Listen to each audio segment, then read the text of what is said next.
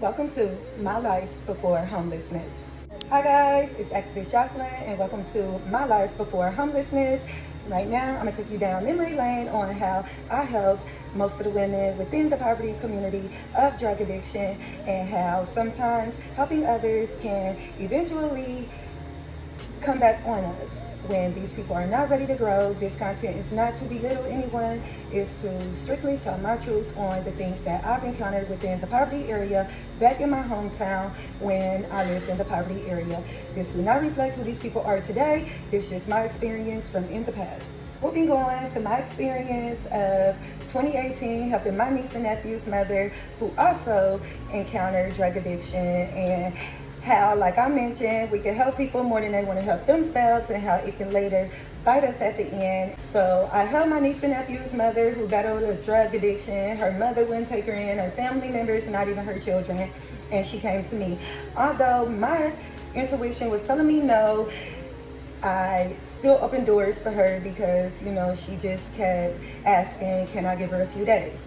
A few days turned into a few months, and that was a lot of pressure on me, especially with her getting high in front of my children and me and my children having to watch her in that mental state, which was not pleasant to see at all. It was in fact traumatizing. Not only that, I knew I had to step up and do something because it was affecting us within my home to allow my children to watch her go through her addiction process, uncut and raw.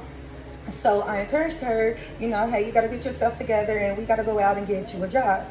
And that's what we did. She ended up being sober for about a week. We went out to look for jobs for her and she was doing really good for a week. Next thing you know, she relapsed. And that's where she stole my car keys, took my oldest daughter with her, and she went shoplifting. On the way back, she hit someone's car, fled the scene in my car, and ended up cursing me out for what she did to me. To the point where her oldest son had told me, hey, this is why we, her own children, do not help her.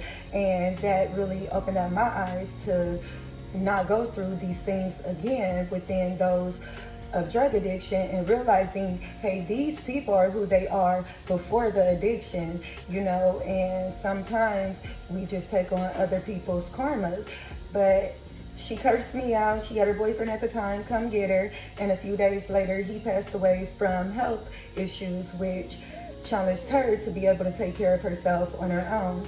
This is not to bash anyone, but this is just to tell, like I said, my experience on how sometimes us trying to help others can really hinder us in the process.